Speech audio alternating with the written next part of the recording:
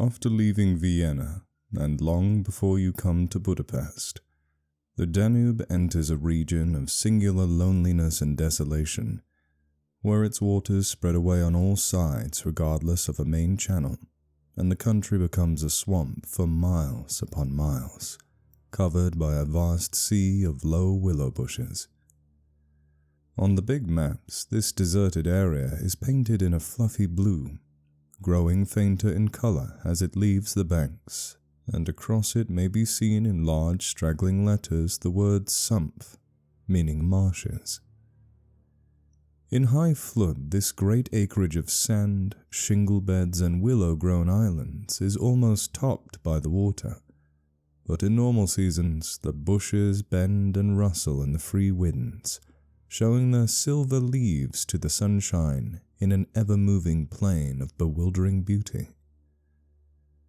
These willows never attain to the dignity of trees. They have no rigid trunks.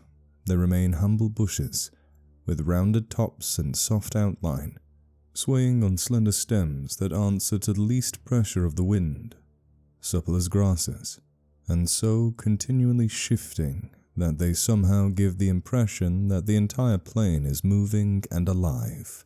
For the winds send waves rising and falling over the whole surface, waves of leaves instead of waves of water, green swells like the sea, too, until the branches turn and lift, and then silvery white as their underside turns to the sun. Happy to slip beyond the control of the stern banks, the Danube here wanders about at will among the intricate network of channels intersecting the islands everywhere with broad avenues, down which the water pours with a shouting sound, making whirlpools, eddies, and foaming rapids, tearing at the sandy banks, carrying away masses of shore and willow clumps, and forming new islands innumerably which shift daily in size and shape and possess at the best an impertinent life, since the flood time obliterates their very existence. Properly speaking, this fascinating part of the river's life begins soon after leaving Pressburg, and we, in our Canadian canoe, with gypsy tent and frying pan on board, reach it on the crest of a rising flood about mid-July.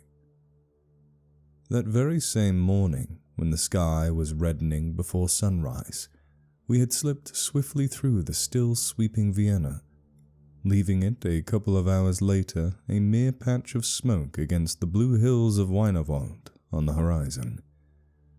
We had breakfast below at Fischerament, under a grove of birch trees roaring in the wind, and had then swept on the tearing current of Orth, Hainburg, Petronell, the old Roman Cartanum of Marcus Aurelius, and so under the frowning heights of the Thelsen, on a spur of the Carpathians, where the march steals in quietly from the left and the frontier is crossed between Austria and Hungary. Racing along at 12 kilometers an hour soon took us well into Hungary, and the muddy waters, sure sign of flood, sent us aground on many a shingle bed, and twisted us like a cork in many a sudden belching whirlpool before the towers of Pressburg, Hungarian Pazzoni, showed us against the sky, and then the canoe, leaping like a spirited horse, flew at top speed under the grey swells, negotiated safely the sunken chain of the Fliegend Brook ferry, turned the corner sharply to the left, and plunged on yellow foam into the wilderness of islands, sandbanks, and swampland beyond, the land of the Willows. The change came suddenly, as when a series of bioscope pictures snaps down on the streets of a town and shifts without warning into the scenery of lake and forest. We entered the land of desolation on wings, and in less than half an hour there was neither boat nor fishing hut, nor red roof, nor any single sign of human habitation and civilization within sight. The sense of remoteness from the world of humankind, the utter isolation, The fascination of this singular world of willows, winds, and waters instantly laid its spell upon us both, so that we allowed laughingly to one another that we ought by rights to have held some special kind of passport to admit us, and that we had, somewhat audaciously, come without asking leave into a separate little kingdom of wonder and magic. A kingdom that was reserved for the use of others who had right to it, with everywhere unwritten warnings to trespassers for those who had the imagination to discover them. Though still early in the afternoon, the ceaseless buffeting of a most tremendous wind made us feel wary, and we at once began casting about for a suitable camping ground for the night. But the bewildering character of the islands made landing difficult. The swirling flood carried us inshore and then swept us out again. The willow branches tore our hands as we seized them to stop the canoe, and we pulled many a yard of sandy bank into the water before at length we shot with a great sideways blow from the wind into a backwater and managed to beach the bows in a cloud of spray. Then we lay panting and laughing after our exertions on the hot yellow sand, sheltered from the wind and in the full blaze of a scorching sun, a cloudless blue sky above, and an immense army of dancing, shouting willow bushes closing in from all sides, shining with spray and clapping their 1,000 little hands as though to applaud the success of our efforts. "What a river!" I said to my companion, thinking of all the way we had travelled from the source of the Black Forest, and how he had often been obliged to wade and push in the upper shallows at the beginning of June. "Won't stand much nonsense, will it?" he said, pulling the canoe a little farther into the safety of the sand, and then composing himself for a nap. I lay by his side, happy and peaceful in the bath of the elements, water, wind, sand, and the great fire of the sun, thinking of the long journey that lay behind us, and of the great stretch before us to the Black Sea, and how lucky I was to have such a delightful and charming travelling companion as my friend, the Swede. We had made many similar journeys together, but the Danube, more than any other river I knew, impressed us from the very beginning with its aliveness. From its tiny bubbling entry into the world amongst the pinewood gardens of Danauschingen, until this moment when it began to play the great river game of losing itself amongst the deserted swamps, unobserved, unrestrained. It had seemed to us like following the growth of some living creature. Sleepy at first, but later developing violent desires as it became conscious of its deep soul, it rolled, like some huge fluid being, through all the countries we had passed, holding our little craft on its mighty shoulders, playing roughly with us sometimes, yet always friendly and well-meaning, till at length we had come inevitably to regard it as a great personage. How indeed could it be otherwise, since it told us so much of its secret life? At night we heard it singing to the moon as we lay in our tent, uttering that odd sibilant note peculiar to itself, and said to be caused by the rapid tearing of pebbles along its bed, so great is its hurrying speed. We knew too the voice of its gurgling whirlpools, suddenly bubbling up on a surface previously quite calm, the roar of its shallows and swift rapids, its constant steady thundering below all mere surface sounds, and that ceaseless tearing of its icy waters at the banks. How it stood up and shouted when the rains fell flat upon its face, and how its laughter roared out when the wind blew upstream and tried to stop its growing speed. We knew all its sounds and voices, its tumblings and foamings, its unnecessary splashing against the bridges, that self-conscious chatter when there were hills to look on, the affected dignity of its speech when it passed through the little towns, far too important to laugh, and all these faint, sweet whisperings when the sun caught it fairly in some slow curve and poured down upon it until the steam rose. It was full of tricks, too, in its early life before the great world knew it.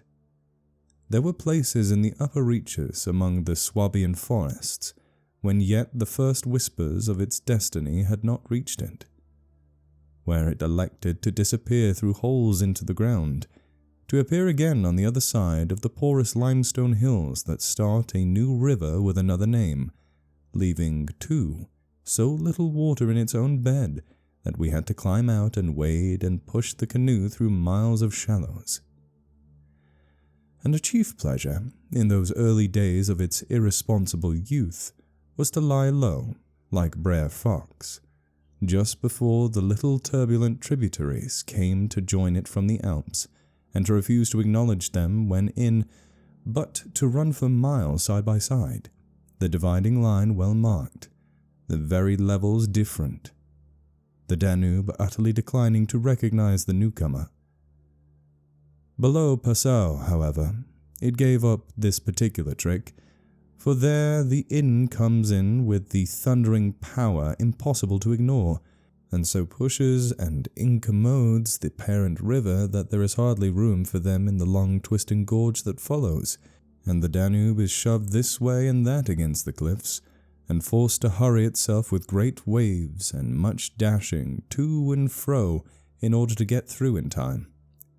And during the fight our canoe slipped down from its shoulder to its breast, and had the time of its life amongst the struggling waves. But the inn taught the old river a lesson, and after Passau it no longer pretended to ignore new arrivals. This was many days back, of course, and since then we had come to know other aspects of the great creature, and across the Bavarian wheat plain of Straubing she wandered so slowly under the blazing June sun that we could well imagine only the surface inches were water, while below were moved, concealed as a silken mantle, a whole army of undines, passing silently and unseen down to the sea, and very leisurely too, lest they be discovered. Much, too, we forgave her because of her friendliness to the birds and animals that haunted the shores. Cormorants lined the banks in lonely places in rows like short black palings. Grey crows crowded the shingle beds. Storks stood fishing in the vistas of shallower water that opened up between the islands, and hawks, swans, and marsh birds of all sorts filled the air with glinting wings and singing, petulant cries. It was impossible to feel annoyed with the river's vagaries after seeing a deer leap with a splash into the water at sunrise and swim past the bows of the canoe, and often we saw fawns peering at us from the underbrush, or looked straight into the brown eyes of a stag as we charged full tilt around a corner and entered another reach of the river. Foxes, too, everywhere haunted the banks, tripping daintily among the driftwood and disappearing so suddenly that it was impossible to see how they managed it. But now, after leaving Pressburg, everything changed a little, and the Danube became more serious. It ceased trifling. It was halfway to the Black Sea, within seeming distance almost of other, stranger countries where no tricks would be permitted or understood. It became suddenly grown up, and claimed our respect and even our awe. It broke out into three arms. For one thing, that only met again 100 kilometers farther down, and for a canoe there were no indications which one was intended to be followed. "If you take the side channel," said the Hungarian officer we met in the Pressburg shop whilst buying provisions, "you may find yourself when the flood subsides 40 miles from anywhere, high and dry, and you may easily starve. There are no people, no farms, no fishermen. I warn you not to continue. The river, too, is still rising, and this wind will increase." The rising river did not alarm us in the least, but the matter of being left high and dry by a sudden subsidence of waters might be serious, and we had consequently laid in an extra stock of provisions. For the rest, The officer's prophecy held true, and the wind blowing down a perfectly clear sky increased steadily till it reached the dignity of a westerly gale. It was earlier than usual when we camped, for the sun was a good hour or two from the horizon, and leaving my friends still asleep on the hot sand, I wandered about in desultory examination of our hotel. The island, I found, was less than an acre in extent, a mere sandy bank standing some 2 or 3 feet above the level of the river. The far end, pointing into the sunset, was covered with flying spray which the tremendous wind drove off the crest of the broken waves. It was triangular in shape, with the apex upstream. I stood there for several minutes, watching the impetuous crimson flood bearing down with a shouting roar, dashing in waves against the bank as though to sweep it bodily away, and then swirling by in 2 foaming streams on either side. The ground seemed to shake with the shock and rush, while the furious movement of the willow bushes as the wind poured over them increased the curious illusion that the island itself actually moved. Above, for a mile or 2, I could see the great river descending upon me. It was like looking up the slope of a sliding hill, white with foam and leaping up everywhere to show itself to the sun. The rest of the island was too thickly grown with willows to make walking pleasant, but I made the tour nevertheless. From the lower end of the light, of course, changed, and the river looked dark and angry. Only the backs of the flying waves were visible, streaked with foam and pushed forcibly by the great puffs of wind that fell upon them from behind. For a short mile it was visible, pouring in and out among the islands, and then disappearing with a huge sweep into the willows, which closed about it like a herd of monstrous antediluvian creatures crowding down to drink. They made me think of gigantic sponge-like growths that sucked the river up into themselves. They caused it to vanish from sight. They herded there together in such overpowering numbers. Together it was an impressive scene, with its utter loneliness, its bizarre suggestion, and as I gazed, long and curious, a singular emotion began to stir somewhere in the depths of me. Midway in my delight of the wild beauty there crept, unbidden and unexplained, a curious feeling of disquietude, almost of alarm. A rising river, perhaps, always suggested something of the ominous. Many of the little islands I saw before me would probably have been swept away by the morning. This restless, thundering flood of water touched the sense of awe. Yet I was aware that my uneasiness lay deeper, far than the emotions of awe and wonder. It was not that I felt, nor had it directly to do with the power of the driving wind, this shouting hurricane that might almost carry up a few acres of willows into the air and scatter them like so much chaff over the landscape. The wind was simply enjoying itself, for nothing rose out of the flat landscape to stop it, and I was conscious of sharing its great game with a kind of pleasurable excitement. Yet this novel emotion had nothing to do with the wind. Indeed, so vague was the sense of distress I experienced that it was impossible to trace it to its source and deal with it accordingly, though I was aware somehow that it had to do with my realization of our utter insignificance before this unrelenting power of the elements about me. The huge grown river had something to do with it too, a vague, unpleasant idea that we had somehow trifled with these great elemental forces in whose power we lay helpless every hour of every day and night. For here, indeed, they were gigantically at play together, and the sight appealed to the imagination. But my emotion, so far as I could understand it, seemed to attach itself more particularly to the willow bushes, To these acres and acres of willows, crowding, so thickly growing there, swarming everywhere the eye could reach, pressing upon the river as though to suffocate it, standing in dense array mile after mile beneath the sky, watching, waiting, listening.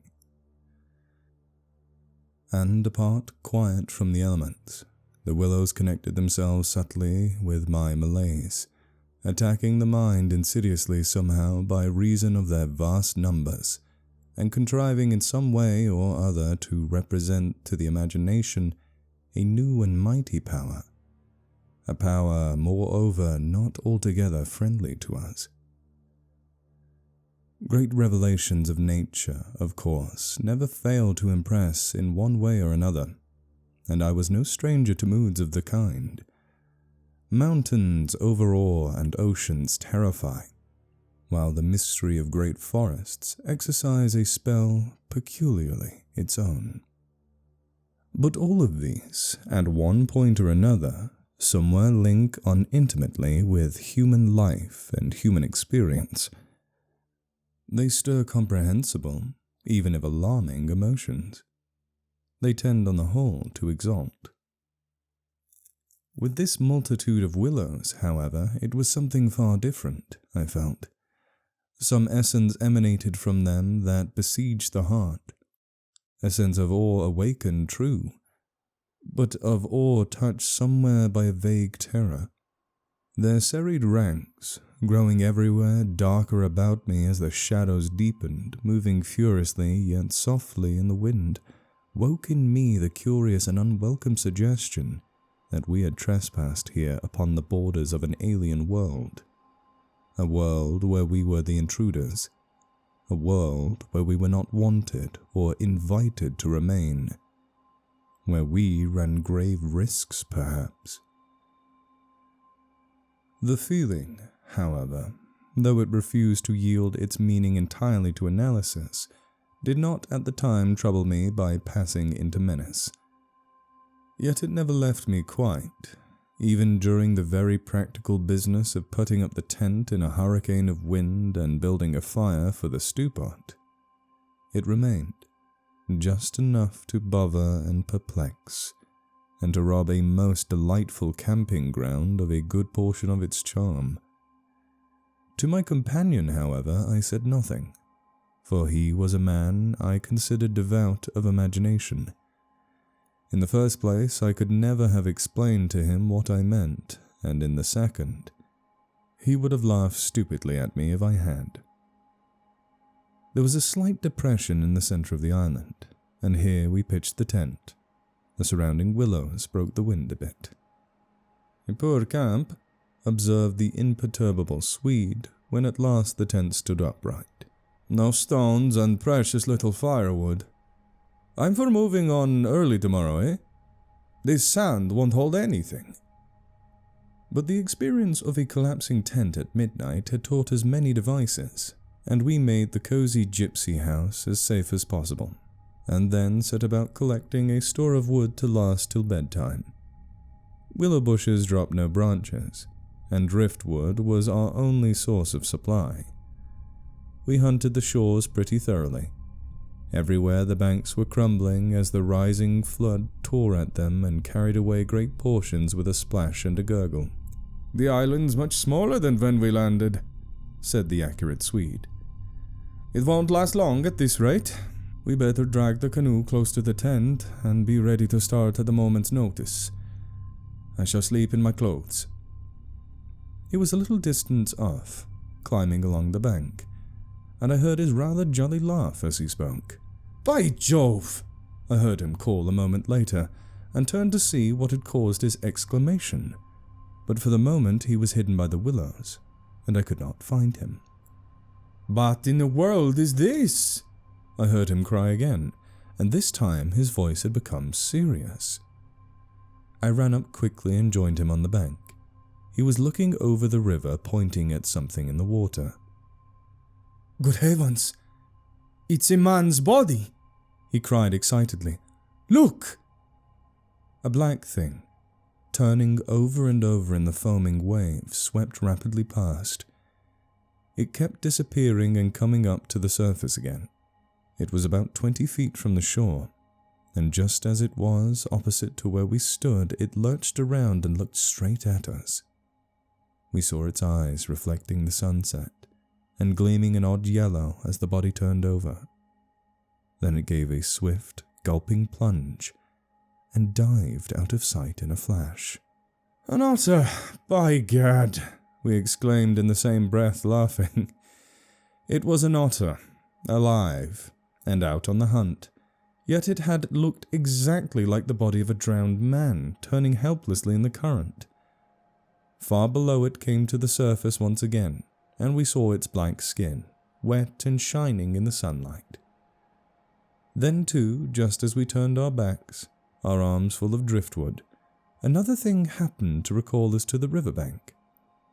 This time it really was a man, and what was more, a man in a boat.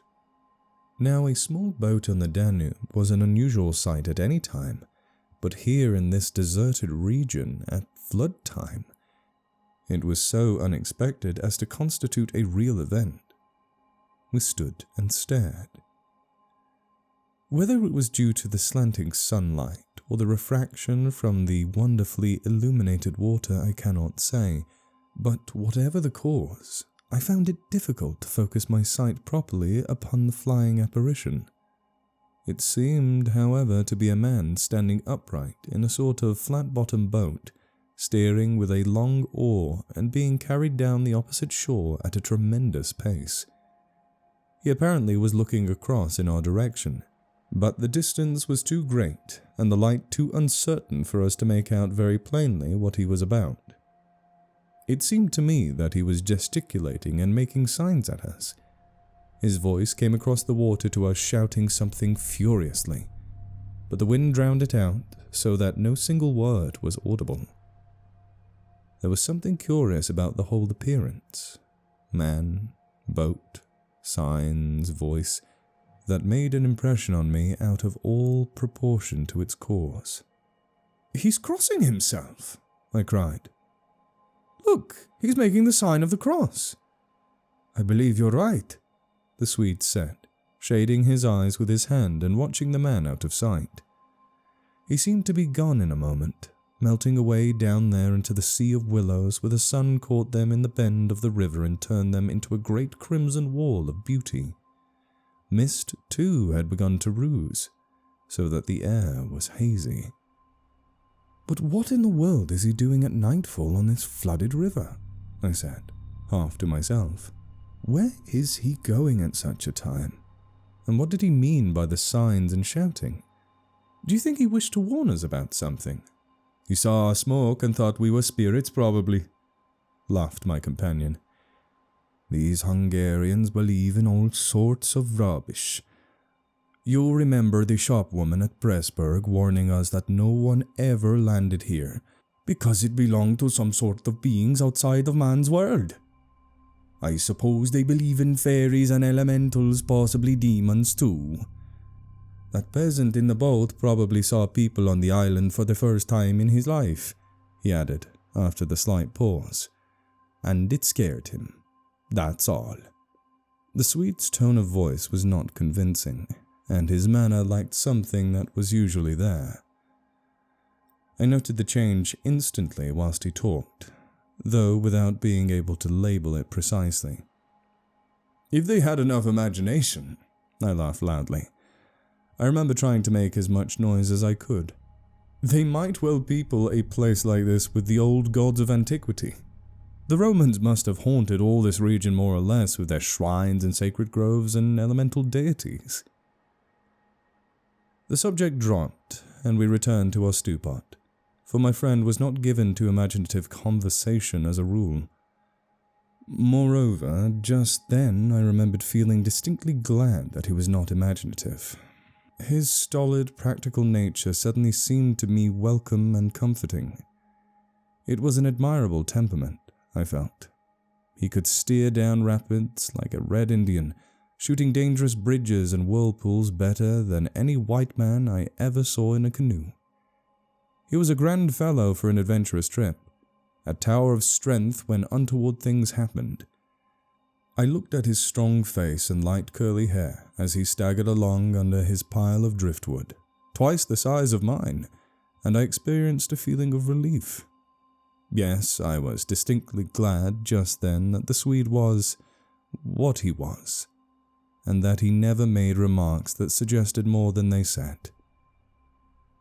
"The river's still rising, though," he added, as if following out some thoughts of his own, and dropping his load with a gasp. "This island will be under water in 2 days if this goes on." "I wish the wind would go down," I said. "I don't care a fig for the river." The flood indeed had no terrors for us. We could get off at 10 minutes' notice, and the more water the better we liked it. It meant an increasing current and the obliteration of the treacherous shingle beds that so often threatened to tear the bottom of our canoe. Contrary to our expectations, the wind did not go down with the sun. It seemed to increase with the darkness, howling overhead and shaking the willows around us like straws. Curious sounds accompanied it sometimes, like the explosion of heavy guns, and it fell upon the water and the island in great flat blows of immense power. It made me think of the sounds a planet must make, could we only hear it, driving along through space. But the sky kept wholly clear of clouds, and soon after supper the full moon rose in the east and covered the river and the plain of shouting willows with a light like day. We lay on the sandy patch beside the fire, smoking, listening to the noises of the night around us and talking happily of the journey we had already made and of our plans ahead. The map lay spread in the door of the tent, but the high wind made it hard to study, and presently we lowered the curtain and extinguished the lantern. The firelight was enough to smoke and see each other's faces by, and the sparks flew about overhead like fireworks. A few yards beyond, the river gurgled and hissed, and from time to time a heavy splash announced the falling away of further portions of the bank. Our talk, I noticed, had to do with the faraway scenes and incidents of our first camps in the Black Forest, or of other subjects altogether remote from the present setting, for neither of us spoke of the actual moment more than was necessary, almost as though we had agreed tactically to avoid discussion of the camp and its incidents. Neither the otter nor the boatman, for instance, received the honor of a single mention, though ordinarily these would have furnished discussion for the greater part of the evening. They were, of course, distinct events in such a place. The scarcity of wood made it a business to keep the fire going, for the wind that drove the smoke in our faces wherever we sat helped at the same time to make a forced draught. We took it in turn to make some foraging expeditions into the darkness, and the quantity the Swede brought back always made me feel that he took an absurdly long time to find it, for the fact was I did not care much about being left alone, and yet it always seemed to be my turn to grub about among the bushes or scramble along the slippery banks in the moonlight. The long day's battle with the wind and water, such wind and such water, had tired us both, and an early bed was the obvious program. Yet neither of us made the move for the tent. We lay there, tending to the fire, talking in desultory fashion, peering about us into the dense willow bushes, and listening to the thunder of wind and river. The loneliness of the place had entered our very bones, and the silence seemed natural, for after a bit the sound of our voices became a trifle unreal and forced. Whispering should have been the fitting mode of communication, I felt, and the human voice, always rather absurd amid the roar of the elements, now carried with it something almost illegitimate. It was like talking out loud in church, or in some place where it was not lawful, perhaps not quite safe, to be overheard. The eeriness of this lonely island, set among a million willows, swept by a hurricane, and surrounded by hurrying deep waters, touched us both, I fancy. Untrodden by man, almost unknown to man, it lay there beneath the moon, remote from human influence, on the frontier of another world, an alien world, a world tenanted by willows only, and the souls of willows. And we, in our rashness, had dared to invade it, even to make use of it. Something more than the power of its mystery stirred in me as I lay on the sand, feet to fire, and peered up through the leaves at the stars. For the last time I rose to get firewood. "When this is burnt up," I said firmly, "I shall turn in." And my companion watched me lazily as I moved off into the surrounding shadows.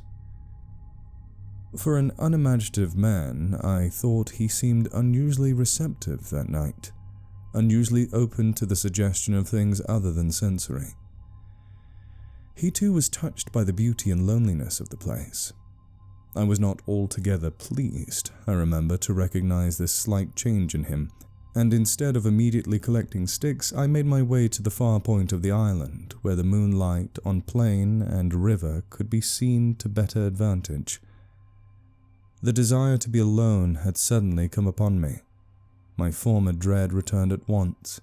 There was a vague feeling in me I wished to face and probe to the bottom.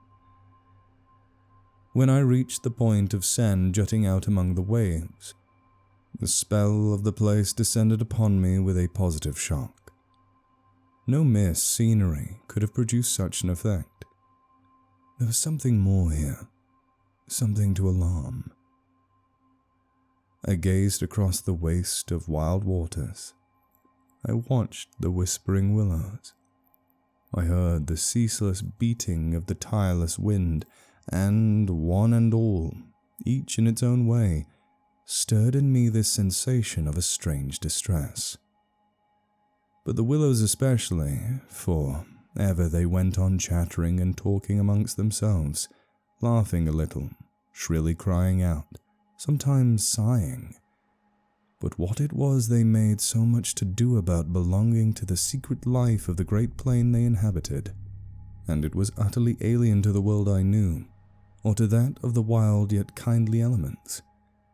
They made me think of a host of beings from another plane of life, another evolution altogether perhaps, all discussing a mystery known only to themselves. I watched them moving busily together, oddly shaking their big bushy heads, twirling their myriad leaves even when there was no wind. They moved of their own will as though alive, and they touched, by some incalculable method, my own keen sense of the horrible. There they stood in the moonlight, like a vast army surrounding our camp, shaking their innumerable silver spears defiantly, formed all ready for an attack. The psychology of places, for some imaginations at least, is very vivid. For the wanderer especially, camps have their note either of welcome or rejection. At first it may not always be apparent, because the busy preparations of tent and cooking prevent, but with the first pause, after supper usually, it comes and announces itself. And the note of this willow camp now became unmistakably plain to me. We were interlopers, trespassers. We were not welcome. The sense of unfamiliarity grew upon me as I stood there watching. We touched the frontier of a region where our presence was resented. For a night's lodging, we might perhaps be tolerated, but for a prolonged and inquisitive stay, no. By all the gods of the trees and wilderness, no. We were the first human influences upon this island, and we were not wanted. The willows were against us. Strange thoughts like these, bizarre fancies, born I know not whence, found lodgment in my mind as I stood listening. What, I thought, if, after all, these crouching willows proved to be alive? If suddenly they should rise up like a swarm of living creatures, marshaled by the gods whose territory we had invaded, sweep towards us off the vast swamps, booming overhead in the night, and then settle down. As I looked, it was so easy to imagine they actually moved, crept nearer, retreated a little, huddled together in masses, hostile, waiting for the great wind that should finally start them a-running. I could have sworn their aspect changed a little, and their ranks deepened and pressed more closely together. The melancholy shrill cry of a night bird sounded overhead, and suddenly I nearly lost my balance as the piece of bank I stood upon fell with a great splash into the river, undermined by the flood. I stepped back just in time and went on hunting for firewood again, half laughing at the odd fancies that crowded so thickly into my mind and cast their spell upon me. I recalled the Swede's remark about moving on next day, and I was just thinking that I fully agreed with him when I turned with a start and saw the subject of my thoughts standing immediately in front of me. He was quite close. The roar of the elements had covered his approach.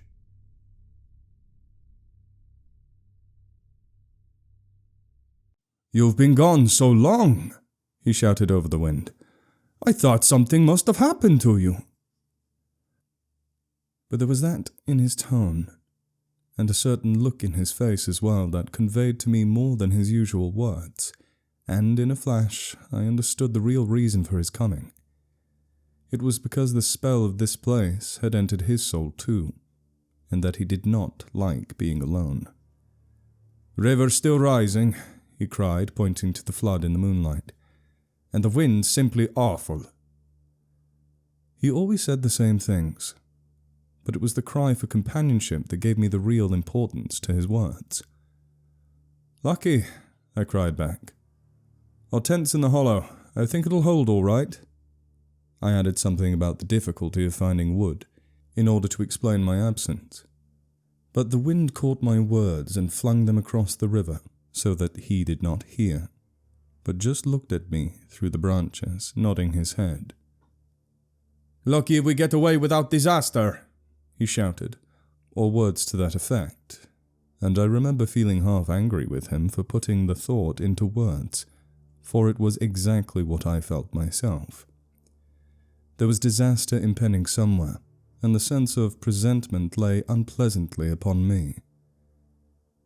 We went back to the fire and made a final blaze, poking it up with our feet. We took a last look around. But for the wind, the heat would have been unpleasant.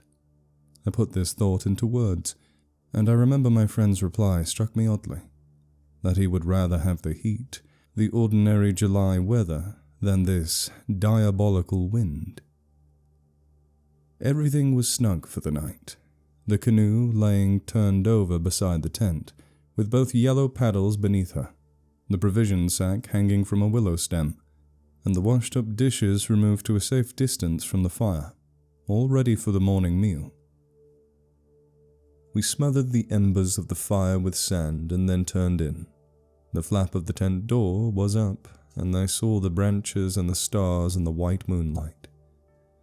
The shaking willows and the heavy buffeting of the wind against our taut little house were the last things I remembered as sleep came down and covered all with its soft and delicious forgetfulness. Suddenly I found myself lying awake, peering from my sandy mattress through the door of the tent. I looked at my watch pinned against the canvas and saw by the bright moonlight that it was past 12 o'clock, the threshold of a new day, and I had therefore slept a couple of hours. The Swede was still asleep beside me. The wind howled as before. Something plucked at my heart and made me feel afraid. There was a sense of disturbance in my immediate neighborhood. I sat up quickly and looked about. The trees were swaying violently to and fro as the gusts smote them. But our little bit of green canvas lay snugly safe in the hollow, for the wind passed over it without meeting enough resistance to make it vicious. The feeling of disquietude did not pass, however, and I crawled quietly out of the tent to see if our belongings were safe. I moved carefully, so as not to awaken my companion. A curious excitement was on me. I was halfway out, kneeling on all fours, when my eye first took in the tops of the bushes opposite. With their moving tracery of leaves, made shapes against the sky. I sat back on my haunches and stared. It was incredible, surely, but there, opposite and slightly above me, were shapes of some indeterminate sort among the willows, and as the branches swayed in the wind they seemed to group themselves about these shapes, forming a series of monstrous outlines that shifted rapidly beneath the moon. Close, about 50 feet in front of me, I saw these things. My first instinct was to awaken my companion, that he too might see them, but something made me hesitate.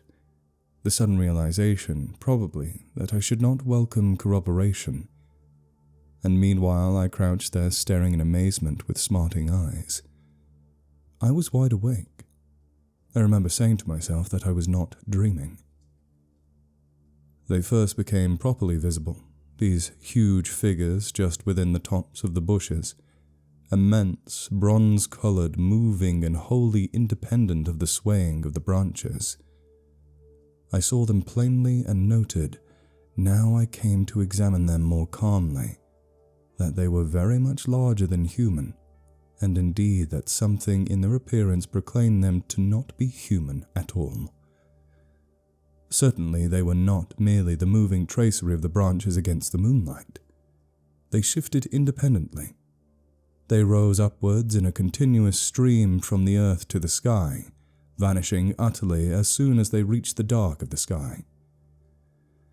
They were interlaced with one another, making a great column, and I saw their limbs and huge bodies melting in and out of each other, forming this serpentine line that bent and swayed and twisted spirally with the contortions of the wind-tossed trees. They were nude, fluid shapes passing up the bushes, within the leaves almost, rising up in a living column into the heavens. Their faces I never could see. Increasingly they poured upwards, swaying in great bending curves with a hue of dull bronze upon their skins.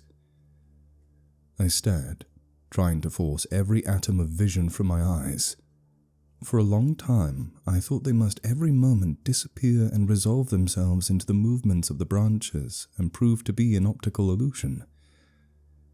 I searched everywhere for a proof of reality, when all the while I understood quite well that the standard of reality had changed.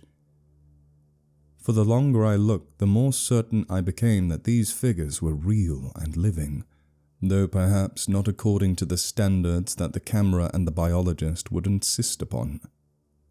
Far from feeling fear, I was possessed with a sense of awe and wonder such as I have never known. I seemed to be gazing at the personified elemental forces of this haunted and primeval region. Our intrusion had stirred the powers of the place into activity.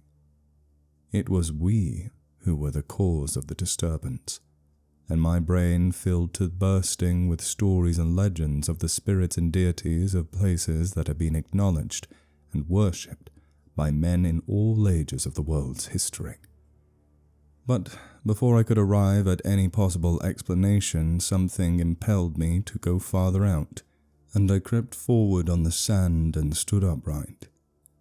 I felt the ground still warm under my bare feet. The wind tore at my hair and face, and the sound of the river burst upon my ears with a sudden roar. These things I knew were real, and proved that my senses were acting normally. Yet the figures still rose from the earth to heaven, silent, majestically, in a great spiral of grace and strength that overwhelmed me at length with a genuine deep emotion of worship. I felt that I must fall down and worship, absolutely worship. Perhaps in another minute I might have done so, when a gust of wind swept against me with such force that it blew me sideways, and I nearly stumbled and fell. It seemed to shake the dream violently out of me. At least it gave me another point of view somehow. The figures still remained, still ascended into the heaven from the heart of the night, but my reason at last began to assert itself. It must be a subjective experience, I argued. None the less real for that, but still subjective. The moonlight and the branches combined to work out these pictures upon the mirror of my imagination, and for some reason I projected them outwards and made them appear objective. I knew this must be the case, of course. I took courage and began to move forward across the open patches of sand. By Jove, though, was it all hallucination? Was it merely subjective? Did not my reason argue in the old futile way from the little standard of the known? I only know that great column of figures ascended darkly into the sky for what seemed a very long time period, and with a very complete measure of reality as most men are accustomed to gauge reality. Then suddenly they were gone. And once they were gone, and the immediate wonder of their great presence had passed, fear came down upon me with a cold rush. The esoteric meaning of this lonely and haunted region suddenly flamed up within me, and I began to tremble dreadfully. I took a quick look round, a look of horror that came near to panic, calculating vainly ways of escape, and then, realizing how helpless I was to achieve anything really effective, I crept back silently into the tent and lay down again upon my sandy mattress, first lowering the door curtain to shut out the sight of the willows in the moonlight, and then bury my head as deeply as possible beneath the blankets to deaden the sound of the terrifying wind. As though further to convince me that I had not been dreaming, I remember that it was a long time before I fell again into a troubled and restless sleep, and even then only the upper crust of me fell asleep, and underneath there was something that never quite lost consciousness, but lay alert and on the watch. But this second time I jumped up with a genuine start of terror. It was neither the wind nor the river that awoke me, but the slow approach of something that caused the sleeping portion of me to grow smaller and smaller, till at last it vanished altogether, and I found myself sitting bolt upright, listening. Outside there was a sound of multitudinous little patterings. They had been coming, I was aware, for a long time, and in my sleep they had first become audible. I sat there nervously wide awake, as though I had not slept at all. It seemed to me that my breathing came with difficulty, and that there was a great weight upon the surface of my body. In spite of the hot night, I felt clammy with cold and shivered. Something surely was pressing steadily against the sides of the tent and weighed down upon it from above. Was it the body of the wind? Was this the pattering rain, the dripping of the leaves? The spray blown from the river by the wind and gathering in big drops? I thought quickly of a dozen things. Then suddenly the explanation leaped into my mind.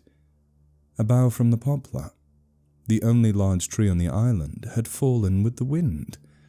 Still half caught by the other branches, it would fall with the next gust and crush us.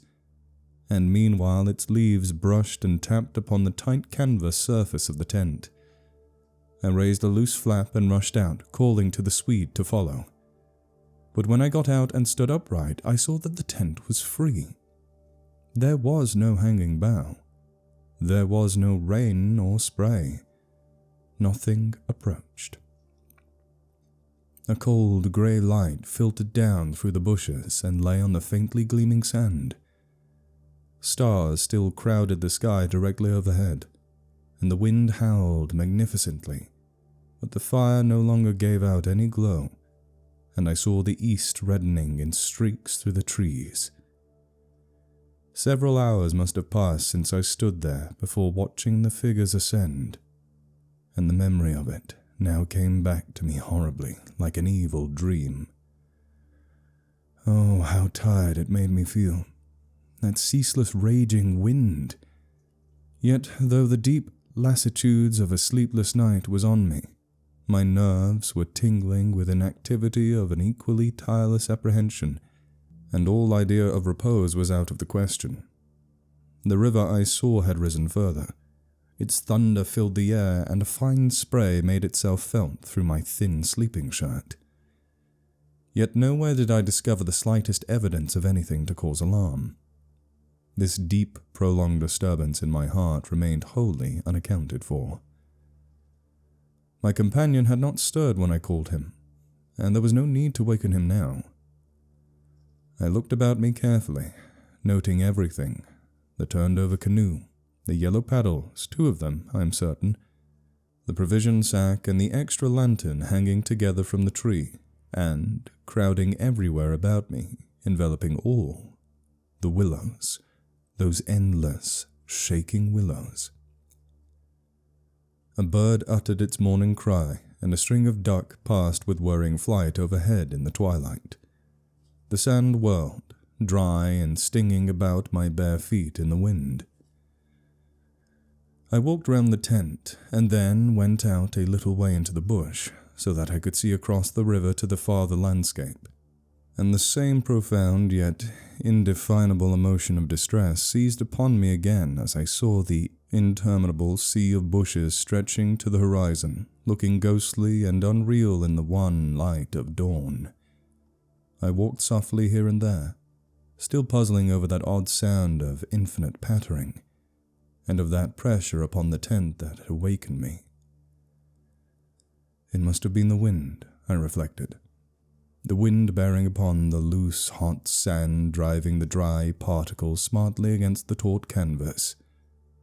The wind dropping heavily upon our fragile roof. Yet all the time my nervousness and malaise increased appreciably. I crossed over to the farther shore and noted how the coastline had altered in the night, and what masses of sand the river had torn away. I dipped my hands and feet into the cool current and bathed my forehead.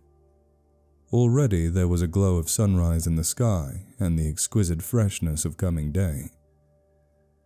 On my way back, I passed purposely beneath the very bushes where I had seen the columns of figures rising into the air, and midway among the clumps, I suddenly found myself overtaken by a sense of vast terror.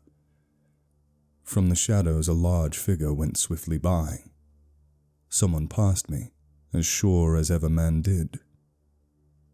It was a great staggering blow from the wind that helped me forward again, and once out in the more open space the sense of terror diminished strangely. The winds were about and walking. I remember saying that to myself, for the winds often move like great presences under the trees, and altogether the fear that hovered about me was such an unknown and immense kind of fear, so unlike anything I had ever felt before, that it woke a sense of awe and wonder in me that did much to counteract its worst effects. And when I reached a high point in the middle of the island from which I could see the wide stretch of river, crimson in the sunrise, the wholly magical beauty of it all was so overpowering that a sort of wild yearning woke in me and almost brought a cry up into my throat. But this cry found no expression, for as my eyes wandered from the plain beyond to the island round me, and noted our little tent half hidden amongst the willows, a dreadful discovery leaped out at me, compared to which my terror of the walking wind seemed as nothing at all. For a change, I thought, had somehow come about the arrangement of the landscape. It was not that my point of vantage gave me a different view, but that an alteration had apparently been effected in the relation of the tent to the willows, and of the willows to the tent.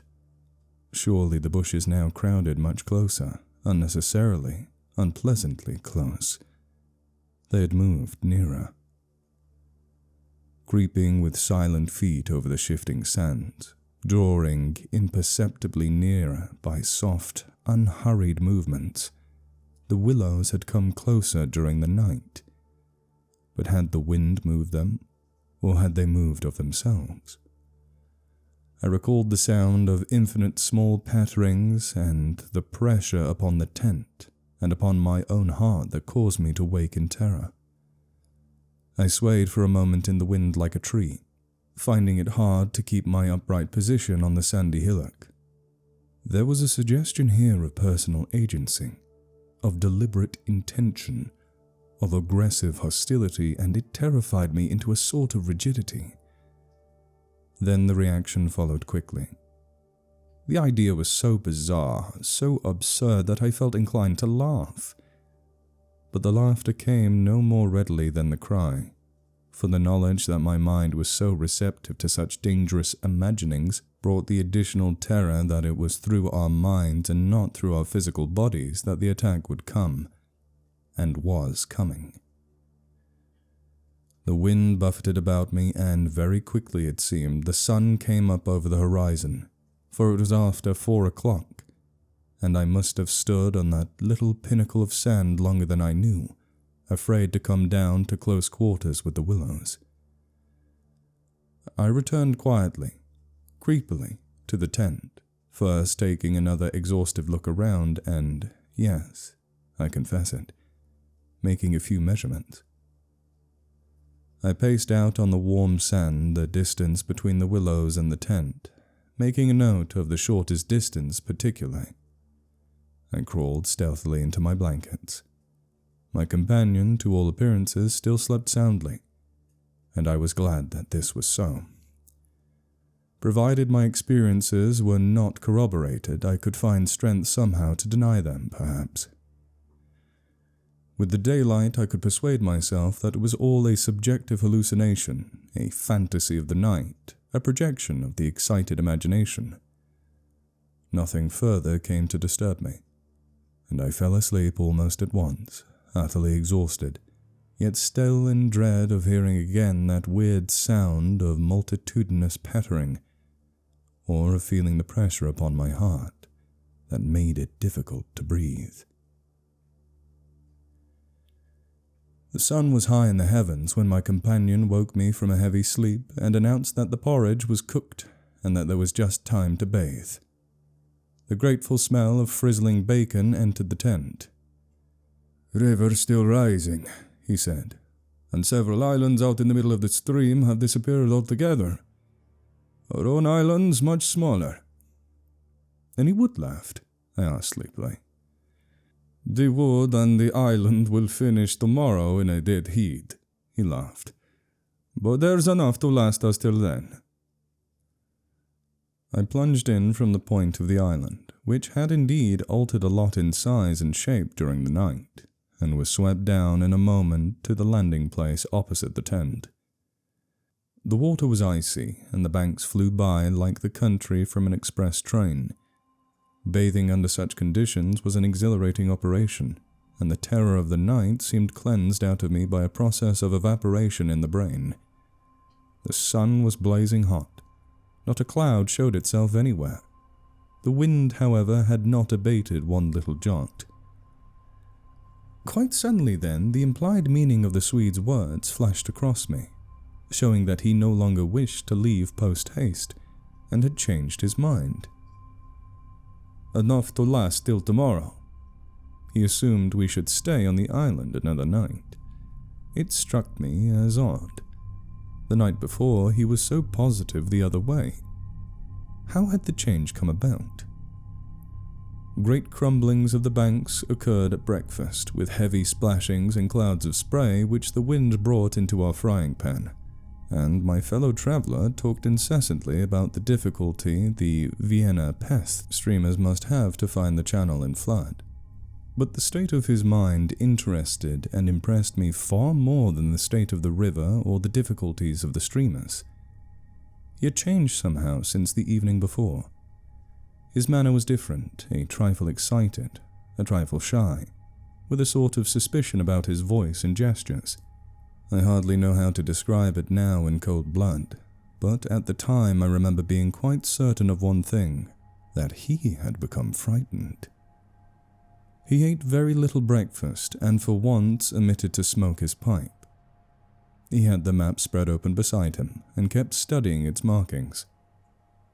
"We'd better get off sharp in an hour," he said presently, feeling for an opening that must bring him indirectly to a partial confession at any rate. And his answer puzzled me uncomfortably. "Rather, if they let us." "Who let us? The elements?" I asked quickly, with affected indifference. "The powers of this awful place, whoever they are," he replied, keeping his eyes on the map. "The gods are here, if they are anywhere at all in the world."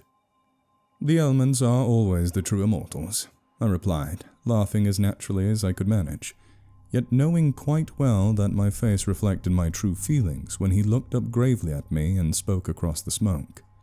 "We shall be fortunate to get away without further disaster." This was exactly what I had dreaded, and I screwed myself up to the point of the direct question. It was like agreeing to allow the dentist to extract the tooth. It had to come anyhow in the long run, and the rest was all pretense. "Further disaster? Why? What's happened?" "For one thing, the steering paddle's gone," he said quietly. "The steering paddle's gone?" I repeated, greatly excited, for this was our rudder, and the Danube in flood without a rudder was suicide. "But what—" "And there's a tear in the bottom of the canoe," he added with a genuine little tremor in his voice. I continued staring at him, able only to repeat the words in his face somewhat foolishly. There in the heat of the sun and on this burning sand, I was aware of a freezing atmosphere descending around us.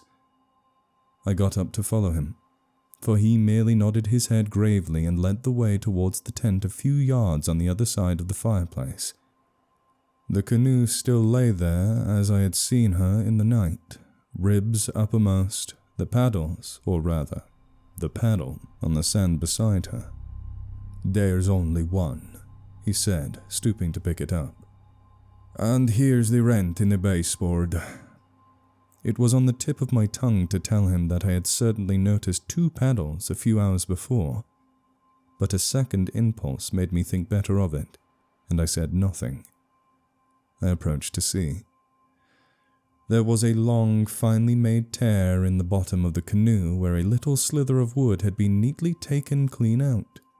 It looked as if the tooth of a sharp rock or snag had eaten down her length, and investigation showed that the hole went through. Had we launched out in her without observing it, we must inevitably have foundered. At first the water would have made the wood swell so as to close the hole, but once out midstream the water must have poured in, and the canoe, never more than 2 inches above the surface, would have filled and sunk very rapidly. "There you see an attempt to prepare a victim for the sacrifice," I heard him saying, more to himself than to me. 2 victims, rather, he added as he bent over and ran his fingers along the slit. I began to whistle, the thing I always do unconsciously when utterly nonplussed, and purposely paid no attention to his words. I was determined to consider them foolish. "It wasn't there last night," he said presently, straightening up from his examination and looking anywhere but at me. "We must have scratched her in landing, of course," I stopped whistling to say. "The stones are very sharp." I stopped abruptly, for at that moment he turned around and met my eye squarely. I knew just as well as he did how impossible my explanation was. There were no stones, to begin with. "And then there's this to explain," he added quietly, handing me the paddle and pointing to the blade. A new and curious emotion spread freezingly over me as I took and examined it.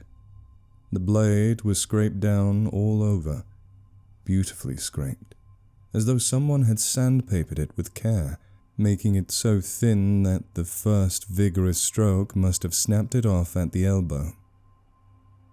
"One of us walked in his sleep and did this thing," I said feebly. Or it has been filed by the constant stream of sand particles blown against it by the wind, perhaps?" "Ah," said the Swede, turning away, laughing a little. You can explain everything.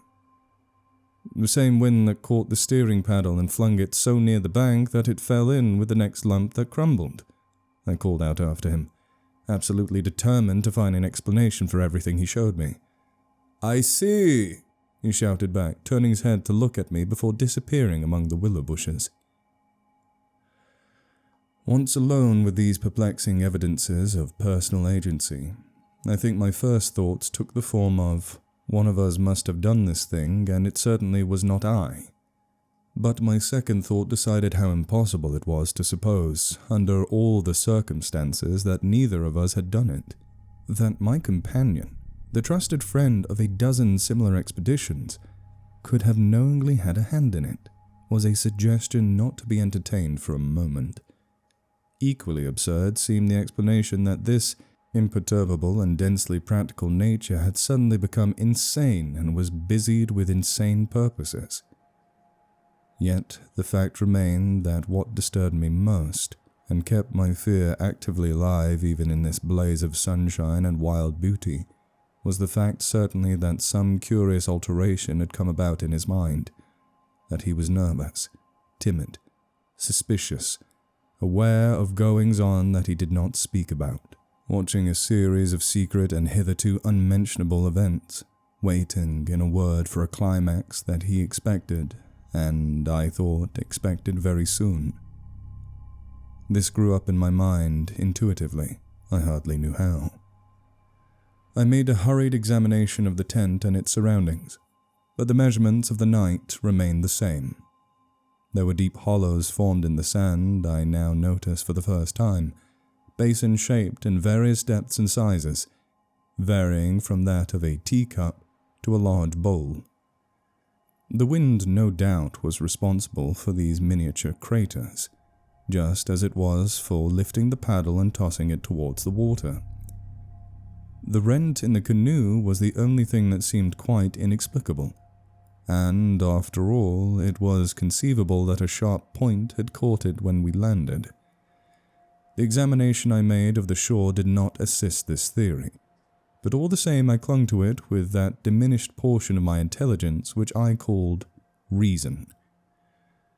An explanation of some kind was an absolute necessity, just as some working explanation of the universe is necessary, however absurd, to the happiness of every individual who seeks to do his duty in the world and face the problems of life.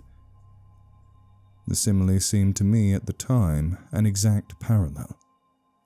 I had once set the pitch melting, and presently the Swede joined me at the work. Through under the best conditions in the world, the canoe could not be safe for traveling till the following day. I drew his attention casually to the hollows in the sand. Yes, he said. I know. They're all over the island. But you can explain them, no doubt. Wind, of course, I answered without hesitation. Have you never watched those little whirlwinds in the street that twist and twirl everything into a circle? This sand's loose enough to yield, that's all. He made no reply, and we worked on in silence for a bit. I watched him superstitiously all the time, and I had an idea he was watching me. He seemed, too, to be always listening attentively to something I could not hear, or perhaps for something that he expected to hear, for he kept turning about and staring into the bushes, and up into the sky, and out across the water where it was visible through the opening among the willows. Sometimes he even put his hand to his ear, and held it there for several minutes. He said nothing to me, however, about it, and I asked no questions. And meanwhile, as he mended that torn canoe with the skill and address of a Red Indian, I was glad to notice his absorption in the work. For there was a vague dread in my heart that he would speak of the changed aspect of the willows. And if he had noticed that, my imagination could no longer be held a sufficient explanation of it. At length, after a long pause, he began to talk. Queer thing, he added in a hurried sort of voice, as though he wanted to say something and get it over with. Queer thing. I mean, about the otter last night. I had expected something so totally different that he caught me with surprise and looked up sharply. Shows how lonely this place is. Otters are awfully shy things. I don't mean that, of course, he interrupted. I mean, do you really think it was an otter? What else? In the name of heaven, what else? You know, I saw it before you did, and at first it seemed so much bigger than an otter. The sunset as you looked upstream magnified it or something, I replied. He looked at me absently a moment, as though his mind were busy with other thoughts. It had such extraordinary yellow eyes, he went on half to himself. That was the sun too? I laughed a trifle boisterously. I suppose you'll wonder next if that fellow in the boat... I suddenly decided not to finish the sentence. He was in the act again of listening, turning his head to the wind, and something in the expression of his face made me halt. The subject dropped, and we went on with our caulking. Apparently he had not noticed my unfinished sentence. 5 minutes later, however, he looked at me across the canoe, the smoking pitch in his hand, his face exceedingly grave. I did rather wonder, if you want to know, he said slowly, what the thing in the boat was. I remember thinking at the time it was not a man. The whole business seemed to rise quite suddenly out of the water. I laughed again boisterously in his face, but this time there was an impatience and a strain of anger too in my feeling. Look here now, I cried. This place is quite queer enough without going out of our way to imagine things. The boat was an ordinary boat, and the man in it was an ordinary man, and they were both going downstream as fast as they could lick. And that otter was an otter, so let's play the fool about it. He looked steadily at me with the same grave expression. He was not in the least annoyed. I took courage from his silence. And for heaven's sake, I went on, don't keep pretending you hear things, because it only gives me jumps, and there's nothing to hear but the river and this cursed old thundering wind.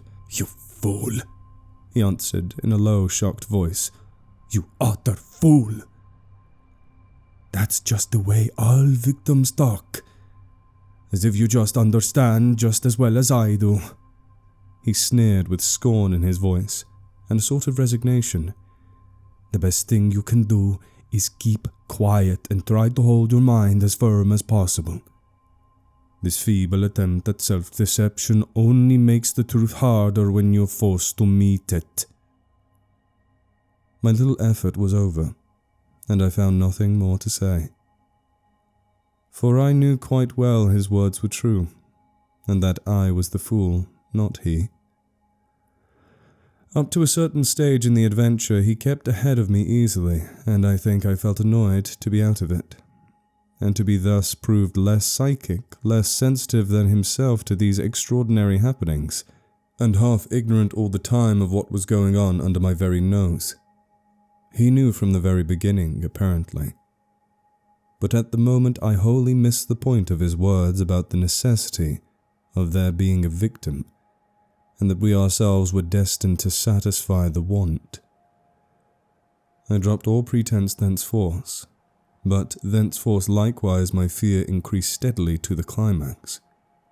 But you're quite right about one thing, he added before the subject passed, and that is that we're wiser not to talk about it, nor even to think about it, because what one thinks finds expression in words, and what one says happens.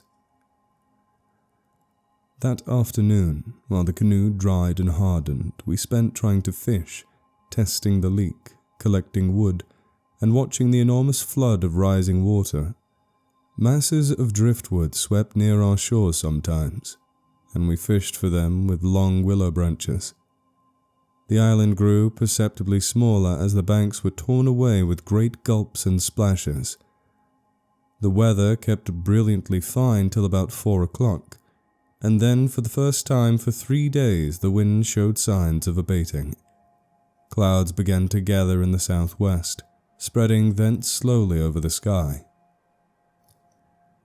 This lessening of the wind came as a great relief, for the incessant roaring, banging, and thundering had irritated our nerves.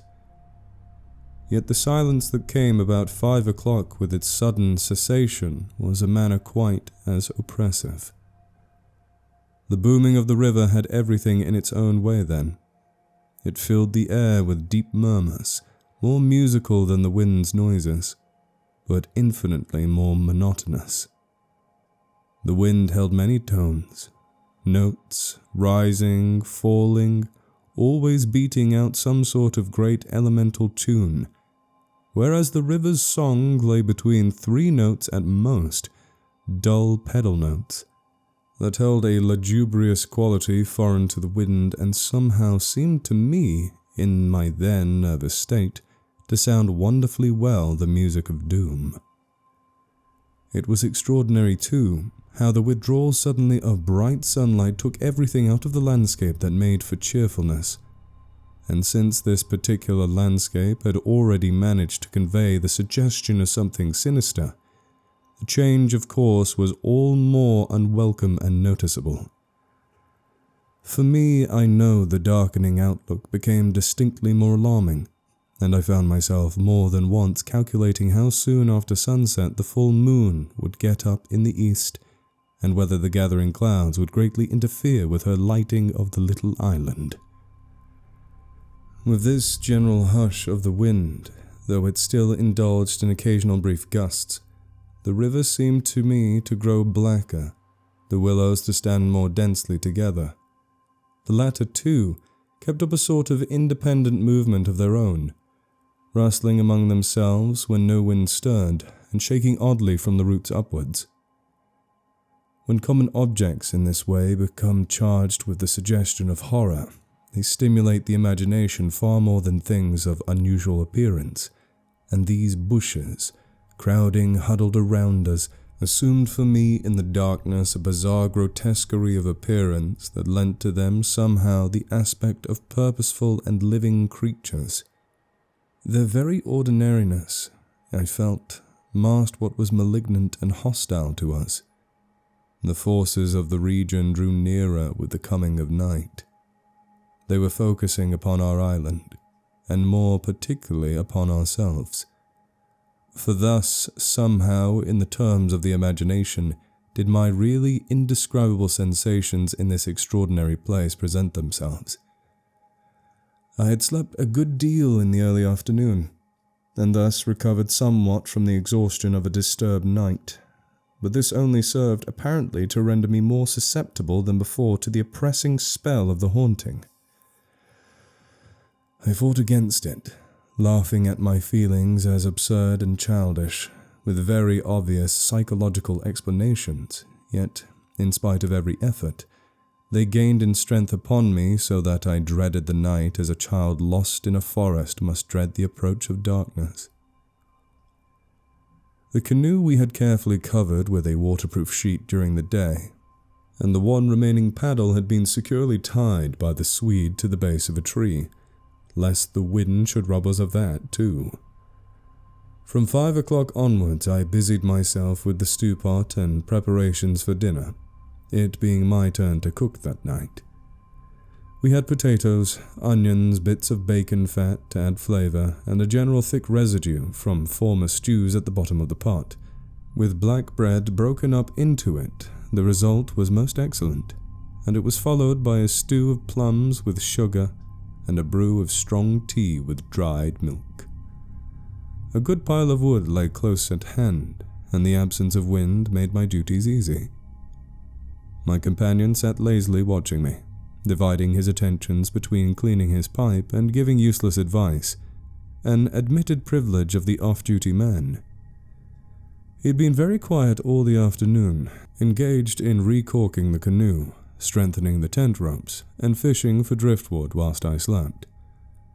No more talk about indescribable things had passed between us, and I think his only remarks had to do with the gradual destruction of the island, which he declared was not fully a third smaller than when we had first landed. The pot had just begun to bubble when I heard his voice calling me from the bank, where he had wandered away without my noticing. I ran up. "Come and listen," he said, "and see what you make of it." He held his hand cup-wise to his ear, as so often before. "Now do you hear anything?" he asked, watching me curiously. We stood there, listening attentively together. At first I heard only the deep note of the water and the hissing rising from its turbulent surface. The willows for once were motionless and silent. Then a sound began to reach my ears faintly, a peculiar sound, something like the humming of a distant gong. It seemed to come across to us in the darkness from the waste of swamps and willows opposite. It was repeated at regular intervals, but it was certainly neither the sound of a bell nor the hooting of a distant steamer. I can liken it to nothing so much as to the sound of an immense gong, suspended far up in the sky, repeating incessantly its muffled metallic tone, soft and musical, as it was repeatedly struck. My heart quickened as I listened. "I've heard it all day," said my companion. "While you slept this afternoon, it came all around the island. I hunted it down, but could never get near enough to see, to localize it correctly. Sometimes it was overhead, and sometimes it seemed under the water. Once or twice, too, I could have sworn it was not outside at all, but within myself. You know, the way a sound in the fourth dimension is supposed to come." I was too much puzzled to pay much attention to his words. I listened carefully, striving to associate it with any known familiar sound I could think of, but without success. It changed in the direction, too, coming nearer, and then sinking utterly away into remote distance. I cannot say that it was ominous in quality, because to me it seemed distinctly musical, yet I must admit it set going a distressing feeling that made me wish I'd never heard it. "The wind blowing in those sand funnels," I said, determined to find an explanation. "Or the bushes rubbing together after the storm, perhaps." "It comes off the whole swamp," my friend answered. "It comes from everywhere at once." He ignored my explanations. "It comes from the willow bushes somehow." "But now the wind has dropped," I objected. "The willows can hardly make a noise by themselves, can they?" His answer frightened me. First, because I had dreaded it, and secondly, because I knew intuitively it was true. "It is because the wind has dropped we now hear it. It was drowned before. It is the cry, I believe, of the—" I dashed back to my fire, warned by the sound of bubbling that the stew was in danger, but determined at the same time to escape further conversation. I was resolute, if possible, to avoid the exchanging of views. I dreaded, too, that he would begin about the gods, or the elemental forces, or something else disquieting, and I wanted to keep myself well in hand for what might happen later. There was another night to be faced down before we escaped from this distressing place, and there was no knowing yet what it might bring forth. "Come and cut up bread for the pot," I called to him, vigorously stirring the appetizing mixture. The stew pot held sanity for us both, and the thought made me laugh. He came over slowly and took the provision sack from the tree, fumbling in its mysterious depths, and then emptying the entire contents upon the ground sheet at his feet. "Hurry up!" I cried. "It's boiling!" The Swede burst out into a roar of laughter that startled me.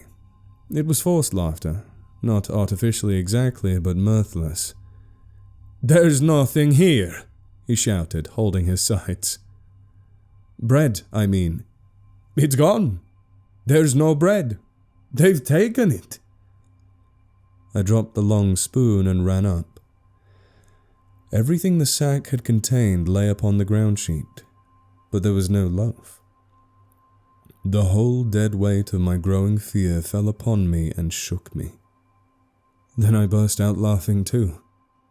It was the only thing to do, and the sound of my laughter also made me understand his. The stain of physical pressure caused it, this explosion of unnatural laughter in us both. It was an effort to repress forces to seek relief. It was a temporary safety valve, and with both of us it ceased quite suddenly. "How criminally stupid of me," I cried, still determined to be consistent and find an explanation. "I clean forgot to buy a loaf at Pressburg. That chattering woman put everything out of my head, and I must have left it lying on the counter, or—" "The oatmeal too is much less than it was this morning," the Swede interrupted. Why in the world need he draw attention to it? I thought angrily. "There's enough for tomorrow," I said, stirring vigorously. "And we can get lots more at Comorn or Gran. In 24 hours we shall be miles from here." "I hope so. To God," he muttered, putting the things back into the sack. "Unless we're claimed first as victims for the sacrifice," he added with a foolish laugh. He dragged the sack into the tent for safety's sake, I suppose, and I heard him mumbling to himself, but so indistinctly that it seemed quite natural for me to ignore his words. Our meal was beyond question a gloomy one, and we ate it almost in silence, avoiding one another's eyes and keeping the fire bright. Then we washed up and prepared for the night, and once smoking, our minds unoccupied with any definite duties, the apprehension I had felt all day long became more and more acute. It was not then active fear, I think, but the very vagueness of its origin distressed me far more than if I had been able to tick it and face it squarely. The curious sound I have likened to the notes of a gong became now almost incessant, and filled the stillness of the night with a faint, continuous ringing rather than a series of distinct notes. At one time it was behind, and at another time in front of us. At some times I fancied it came from the bushes on our left, and then again from the clumps on our right. More often it hovered directly overhead like the whirring of wings. It was really everywhere at once, behind, in front, at our sides and over our heads, completely surrounding us. The sound really defies description, but nothing within my knowledge is like that ceaseless muffled humming rising off the deserted world of swamps and willows. We sat smoking in comparative silence, the strain growing every minute greater. The worst feature of the situation seemed to me that we did not know what to expect, and could therefore make no sort of preparation by way of defense. We could anticipate nothing. My explanations made in the sunshine, moreover, now came to haunt me with their foolish and wholly unsatisfactory nature, and it was more and more clear to us that some kind of plain talk with my companion was inevitable, whether I liked it or not. After all, we had to spend the night together, and to sleep in the same tent side by side. I saw that I could not get along much longer without the support of his mind, and for that, of course, plain talk was imperative. As long as possible, however, I postponed this little climax, and tried to ignore or laugh at the occasional sentences he flung into the emptiness. Some of these sentences, moreover, were confoundedly disquieting to me, coming as they did to corroborate much of that I felt myself. Corroboration, too, which made it so much more convincing, from a totally different point of view. He composed such curious sentences, and hurled them at me in such an inconsequential sort of way, as though his main line of thought was secret to himself, and these fragments were mere bits he found it possible to digest. He got rid of them by uttering them. Speech relieved him. It was like being sick. "There are things about us, I'm sure, that make for disorder, disintegration, destruction. Our destruction, he said once while the fire blazed between us. We've strayed out of a safe line somewhere. And another time when the gong sound had come nearer, ringing much louder than before, and directly over our heads, he said as though talking to himself, I don't think a gramophone would show any record of that. The sound doesn't come to me in ears at all. The vibrations reach me in another manner altogether, and seem to be within me, which is precisely how a fourth-dimensional sound might be supposed to make itself heard. I purposely made no reply to this, but I sat up a little closer to the fire and peered about me into the darkness. The clouds were amassed all over the sky, and no trace of moonlight came through. Very still, too, everything was, so that the river and the frogs had things all their own way. It has that about it, he went on, which is utterly out of common experience. It is unknown. Only one thing describes it, really. It is a non-human sound. I mean a sound outside humanity. Having rid himself of this indigestible morsel, he lay quiet for a time. But he had so admirably expressed my own feeling that it was a relief to have the thought out, and to have confined it by the limitations of words from dangerous wandering to and fro in the mind. The solitude of that Danube camping place, can I ever forget it? The feeling of being utterly alone on an empty planet. My thoughts ran incessantly upon cities and the haunts of men. I would have given my soul, as the saying is, for the feel of those Bavarian villages we had passed through by the score, for the normal human commonplaces, peasants drinking beer, tables beneath the trees, hot sunshine, and a ruined castle on the rocks behind the red-roofed church. Even the tourists would have been welcome. Yet what I felt of dread was no ordinary ghostly fear. It was indefinitely greater, stranger, and seemed to arise from some dim, ancestral sense of terror more profoundly disturbing than anything I had known or dreamed of. We had strayed, as the Swede put it, into some region or some set of conditions where the risks were great, yet unintelligible to us, where the frontiers of some unknown world lay close about us. It was a spot held by the dwellers in some outer space, a sort of peephole whence they could spy upon the earth, themselves unseen, a point where the veil between had worn a little thin. As the final result of too long a sojourn here, we should be carried over the border and deprived of what we called our lives, yet by mental, not physical processes. In that sense, as he said, we should be the victims of our adventure, a sacrifice. It took us in different fashion, each according to the measure of his sensitiveness and powers of resistance.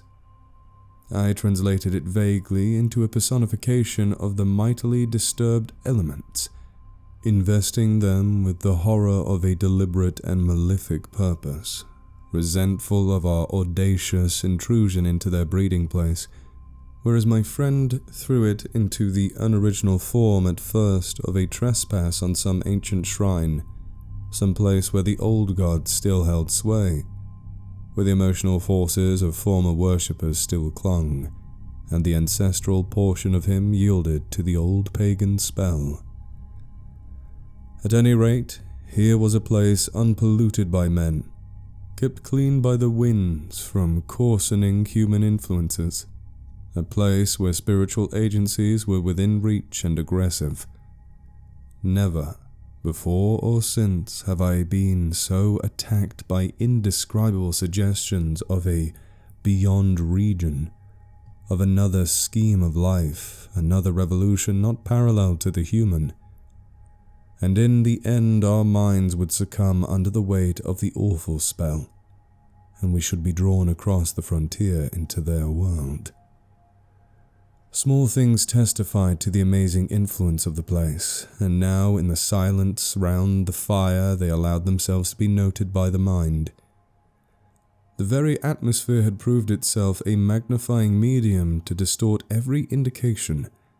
The otter rolling in the current, the hurrying boatman making signs, the shifting willows, one and all had been robbed of its natural character, and revealed in something of its other aspect, as it existed across the border to that other region. And this changed aspect I felt was now not merely to me, but to the race. The whole experience whose verge we touched was unknown to humanity at all. It was a new order of experience, and in the true sense of the word, unearthly. It's the deliberate, calculating purpose that reduces one's courage to zero, the Swede said suddenly, as if he had been actually following my thoughts. Otherwise imagination might count for much, but the paddle, the canoe, the lessening food— "Haven't I explained all that once?" I interrupted viciously. "You have," he answered dryly. "You have indeed." He made other remarks too, as usual, about what he called the plain determination to provide a victim. But having now arranged my thoughts better, I recognized that this was simply the cry of his frightened soul against the knowledge that he was being attacked in a vital part, and that he would be somehow taken or destroyed. The situation called for a courage and calmness of reasoning that neither of us could compass, and I have never before been so clearly conscious of two persons in me, the one that explained everything, and the other that laughed at such foolish explanations, yet was horribly afraid. Meanwhile, in the pitchy night, the fire died down and the woodpile grew small. Neither of us moved to replenish the stock, and the darkness consequently came up very close to our faces. A few feet beyond the circle of firelight, it was inky black. Occasionally a stray puff of wind set the willows shivering about us, but apart from this not very welcome sound, a deep and depressing silence reigned, broken only by the gurgling of the river and the humming of the air overhead. We both missed, I think, the shouting company of the winds. At length, at a moment when a stray puff prolonged itself as though the wind were about to rise again, I reached the point for me of saturation, the point for me where it was absolutely necessary to find relief in plain speech, or else to betray myself by some hysterical extravagance that must have been far worse in its efforts upon both of us. I kicked the fire into a blaze and turned to my companion abruptly. He looked up with a start. "I can't disguise it any longer," I said. "I don't like this place, and the darkness, and the noises, and the awful feelings I get. There's something here that beats me utterly. I'm in a blue funk, and that's the plain truth. If the other shore was different, I swear I'd be inclined to swim for it."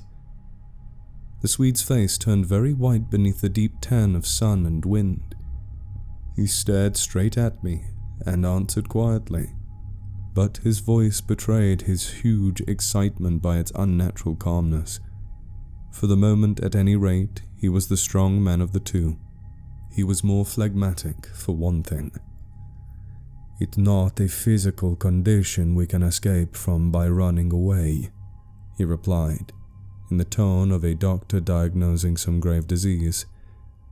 "We must sit tight and wait. There are other forces close here that could kill a herd of elephants in a second as easily as you could squash a fly. Our only chance is to keep perfectly still. Our insignificance perhaps may save us." I put a dozen questions into my expression of face, but found no words. It was precisely like listening to an accurate description of a disease whose symptoms had puzzled me. "I mean that so far, although aware of our disturbing presence, they have not found us," not located us, as the Americans say," he went on. "They're blundering about like men hunting for a leak of gas. The paddle and canoe and provisions prove that. I think they feel us, but cannot actually see us. We must keep our minds quiet. It's our minds they feel. We must control our thoughts, or it's all up with us." "Death, you mean?" I stammered, icy with the horror of his suggestion. "Worse, by far," he said. "Death, according to one's belief, means either annihilation or release from the limitations of the senses. But it involves no change of character. You won't suddenly alter just because the body's gone. But this means a radical alteration, a complete change, a horrible loss of oneself by substitution, far worse than death, and not even annihilation. We happen to have camped in a spot where their region touches ours, where the veil between has worn thin." Horrors! He was using my very own phrase, my actual words. "So that they are aware of our being in their neighborhood." "But who are aware?" I asked. I forgot the shaking of the willows in the windless calm, the humming overhead, everything except that I was waiting for an answer that I dreaded more than I could possibly explain. He lowered his voice at once to reply, leaning forward a little over the fire, an indefinable change in his face that made me avoid his eyes and look down upon the ground.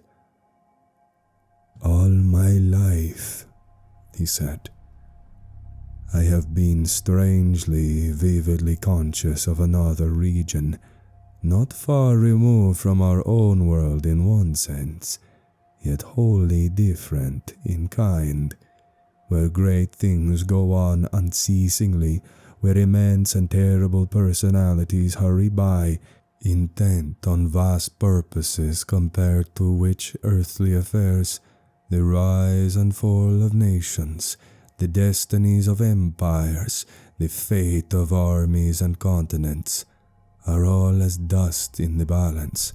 Vast purposes, I mean, that deal directly with the soul and not indirectly with more expressions of the soul." "I suggest just now," I began, seeking to stop him, feeling as though I was face to face with a madman, but he instantly overbore me with his torrent that had to come. "You think," he said, "it is the spirit of the elements, and I thought perhaps it was the old gods. But I tell you now it is this. Neither. These would be comprehensible entities, for they have relations with men, depending upon them for worship or sacrifice, whereas these beings who are about us now have absolutely nothing to do with mankind, and it is mere chance that their space happens just at this spot to touch our own." The mere conception, which his words somehow made convincing, as I listened to them there in the dark stillness of that lonely island, set me shaking a little all over. I found it impossible to control my movements. "And what do you propose?" I began again. "A sacrifice. A victim might save us by distracting them until we can get away," he went on, "just as the wolves stop to devour the dogs and give the sleigh another start. But I see no chance of any other victim now." I stared blankly at him. The gleam in his eyes was dreadful. Presently, he continued. "It's the Willows, of course. The Willows mask the others, but the others are feeling about for us. If you let our minds betray our fear, we're lost utterly. He looked at me with an expression so calm, so determined, so sincere, that I no longer had any doubts as to his sanity. He was as sane as any man ever was. If we can hold out through the night, he added, we may get off in daylight unnoticed, or rather undiscovered. Would you really think a sacrifice would? That gong-like humming came down very close to our heads as I spoke, but it was my friend's scared face that really stopped my mouth. Hush, he whispered, holding his hand up. Do not mention them more than you can help. Do not refer to them by name. To name is to reveal. It is the inevitable clue, and our only hope lies in ignoring them, in order that they may ignore us. Even in thought? He was extraordinarily agitated. Especially in thought. Our thoughts make spirals in their world. We must keep them out of our minds at all costs if possible. I raked the fire together to prevent the darkness having everything its own way. I never longed for the sun as I longed for it then in the awful blackness of that summer night. Were you awake all last night? He went on suddenly. I slept badly a little after dawn, I replied evasively, trying to follow his instructions, which I knew instinctively were true. But the wind, of course. I know, but the wind won't account for all the noises. Then you heard it too.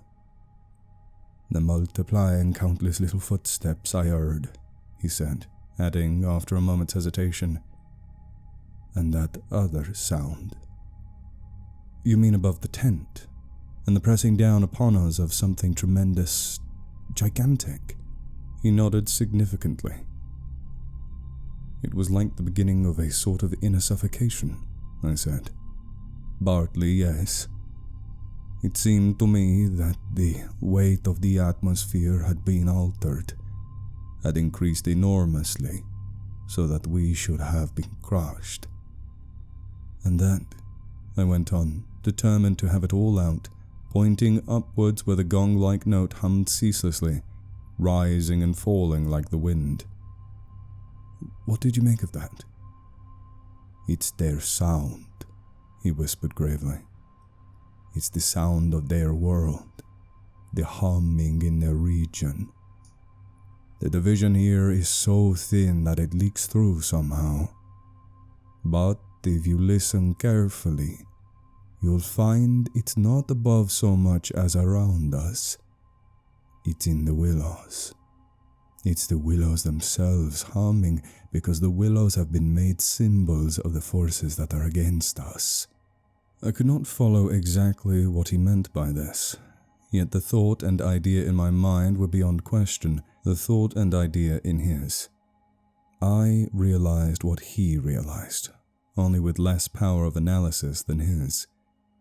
It was on the tip of my tongue to tell him at last about my hallucination of the ascending figures and the moving bushes, when he thrust his face again close into mine across the firelight and began to speak in a very earnest whisper. He amazed me by his calmness and pluck, his apparent control of the situation.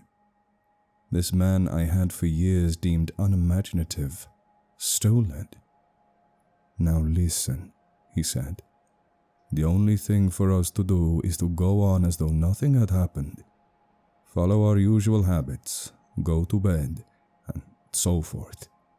Pretend we feel nothing and notice nothing. It is a question wholly of the mind, and the less we think about them, the better our chances of escape. Above all, don't think, for what you think happens. All right, I managed to reply, simply breathless with his words and the strangeness of it all. All right, I'll try. But tell me one more thing first. Tell me what you make of those hollows in the ground all about us, those sand funnels. No! He cried, forgetting to whisper in his excitement. I dare not, simply dare not put the thought into words. If you have not guessed, I am glad.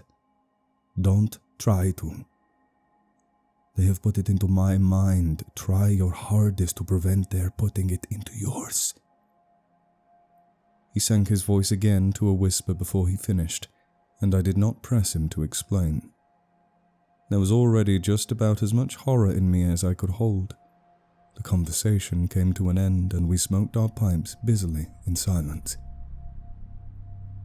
Then something happened. Something unimportant, apparently, as the way is when the nerves are in a very great state of tension, and this small thing for a brief space gave me an entirely different point of view. I chanced to look down at my sand shoe, the sort we used for the canoe, and something to do with the hole at the toe suddenly recalled me to the London shop where I had bought them, the difficulty the man had in fitting me, and other details of the uninteresting but practical operation. At once, in its train, followed a wholesome view of the modern skeptical world I was accustomed to move in at home. I thought of roast beef and ale, motor cars, policemen, brass bands, and a dozen other things that proclaim the soul of ordinariness or utility. The effect was immediate and astonishing even to myself. Psychologically, I suppose it was simply a sudden and violent reaction after the strain of living in an atmosphere of things that, to the normal consciousness, must seem impossible and incredible. But whatever the cause, it momentarily lifted the spell from my heart, and left me, for the short space of a minute, feeling free and utterly unafraid. I looked up at my friend opposite. "You damned old pagan," I cried, laughing out loud in his face. "You imaginative idiot! You superstitious idolater! You—" I stopped in the middle, seized anew by the old horror. I tried to smother the sound of my voice as something sacrilegious. The Swede, of course, heard it too.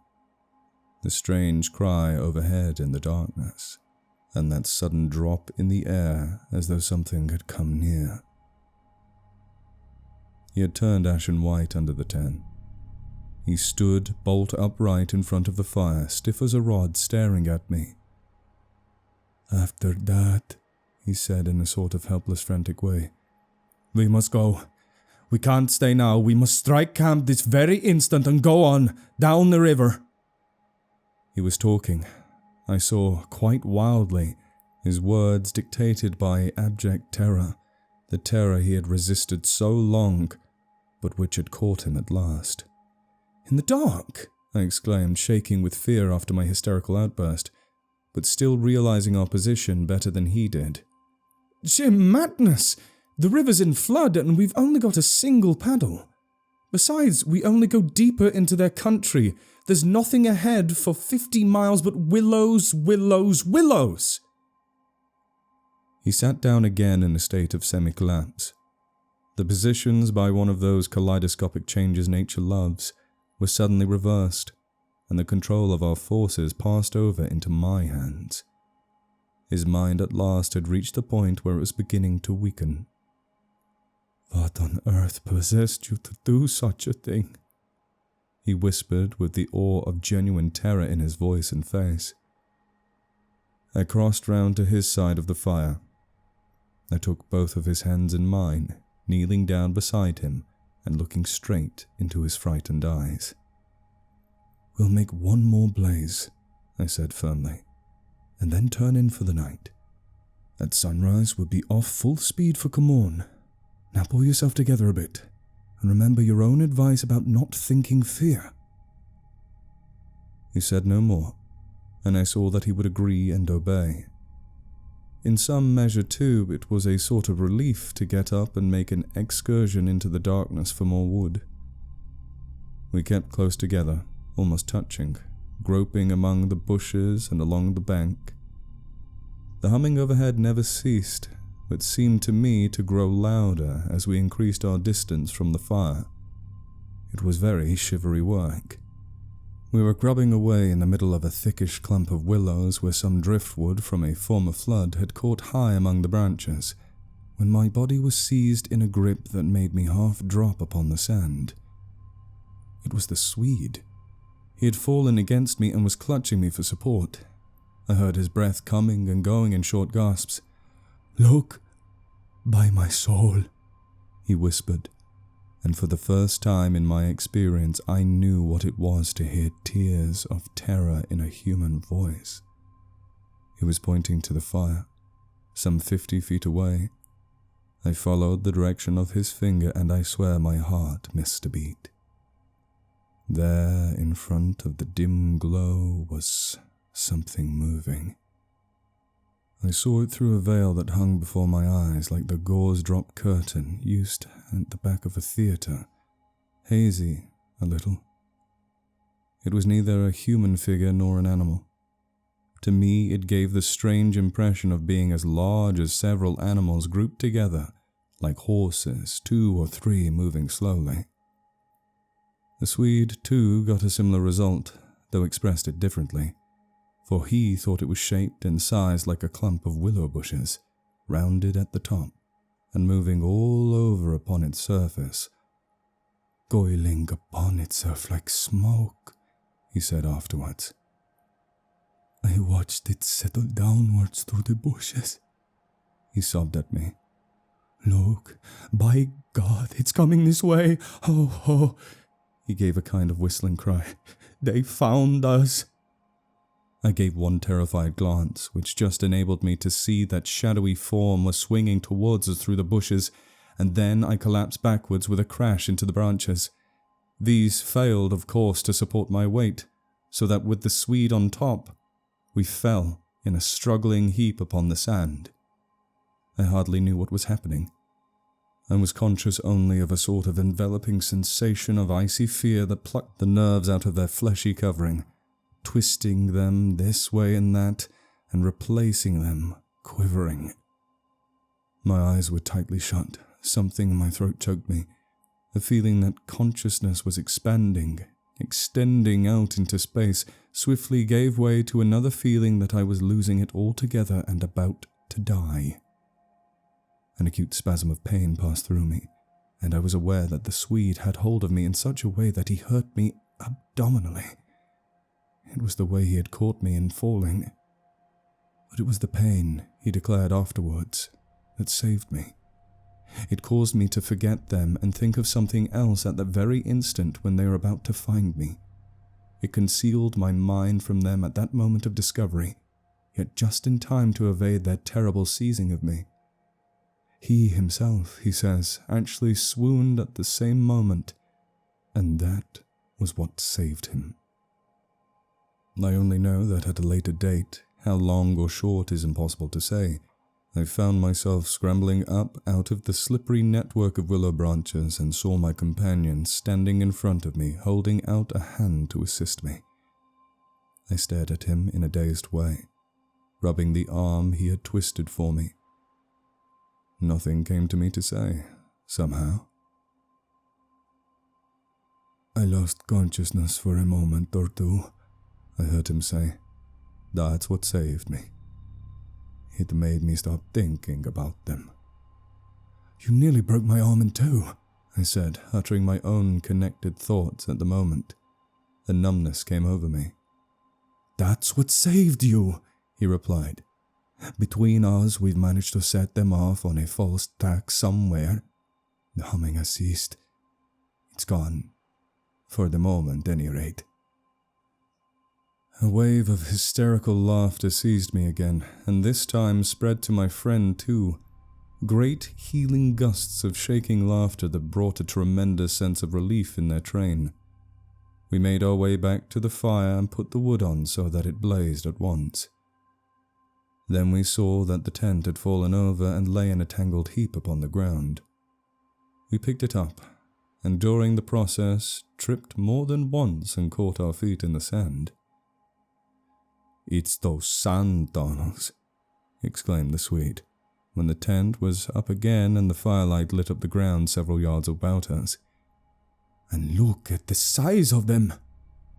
All around the tent and about the fireplace where we had seen the moving shadows, there were deep funnel-shaped hollows in the sand, exactly similar to the ones we had already found over the island, only far bigger and deeper, beautifully formed and wide enough in some instances to admit the whole of my foot and leg. Neither of us said a word. We both knew that sleep was the safest thing we could do, and to bed we went accordingly without further delay, having first thrown sand on the fire and taken the provision sack and the paddle inside the tent with us. The canoe, too, we propped in such a way at the end of the tent that our feet touched it, and the least motion would disturb and wake us. In case of emergency, too, we again went to bed in our clothes, ready for a sudden start.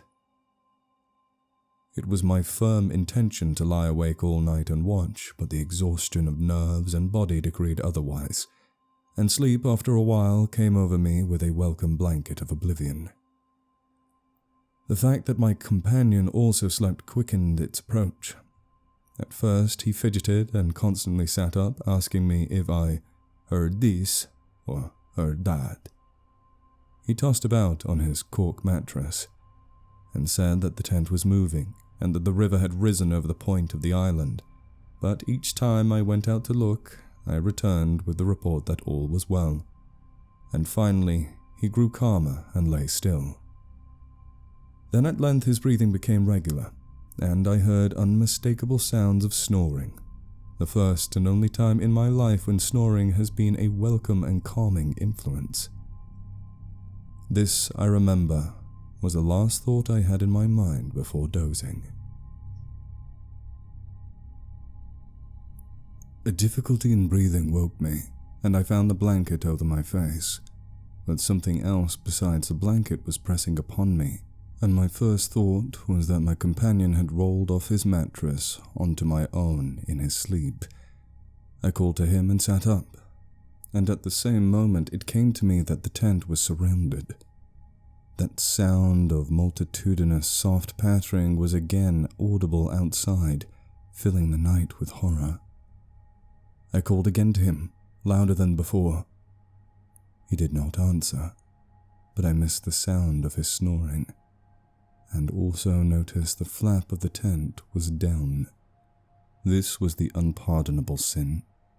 I crawled out in the darkness to hook it back up securely, and it was then, for the first time, I realized positively that the Swede was not there. He had gone. I dashed out in a mad run, seized by a dreadful agitation, and the moment I was out, I plunged into a sort of torrent of humming that surrounded me completely and came out of every quarter of the heavens at once. It was that same familiar humming, gone mad. A swarm of great invisible bees might have been about me in the air. The sound seemed to thicken the very atmosphere, and I felt that my lungs worked with difficulty. But my friend was in danger, and I could not hesitate. The dawn was just about to break, and a faint whitish light spread upwards over the clouds from a thin strip of clear horizon. No wind stirred. I could just make out the bushes and river beyond, and the pale sandy patches. In my excitement, I ran frantically to and fro about the island, calling him by name, shouting at the top of my voice the first words that came into my head. But the willows smothered my voice, and the humming muffled it, so that the sound only travelled a few feet around me. I plunged among the bushes, tripping headlong, tumbling over roots and scraping my face as I tore this way and that among the preventing branches.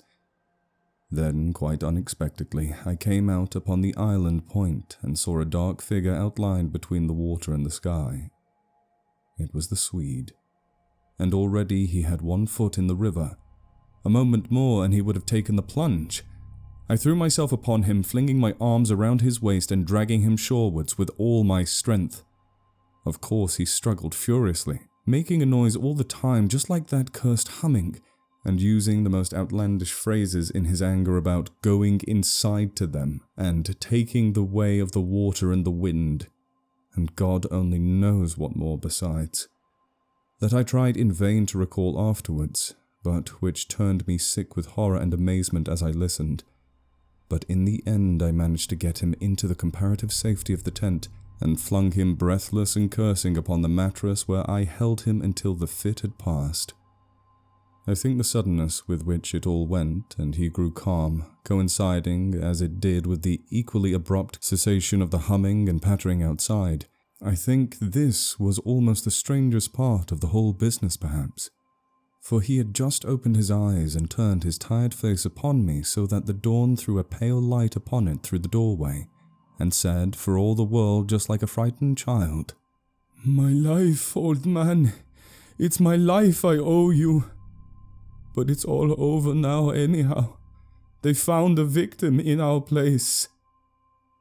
Then he dropped back upon his blanket and went to sleep literally under my eyes. He simply collapsed and began to snore again as healthily as though nothing had happened, and he had never tried to offer his own life as a sacrifice by drowning. And when the sunlight woke him 3 hours later, hours of ceaseless vigil for me, it became so clear to me that he remembered absolutely nothing of what he had attempted to do that I deemed it wise to hold my peace and ask no dangerous questions. He woke naturally and easily, as I have said, when the sun was already high in the windless hot sky, and he at once got up and set about the preparation of the fire for breakfast. I followed him anxiously at bathing, but he did not attempt to plunge in, merely dipping his head and making some remark about the extra coldness of the water. "River's falling at last," he said, "and I'm glad of it." "The humming has stopped too," I said. He looked up at me quietly with his normal expression. Evidently he remembered everything except his own attempt at suicide.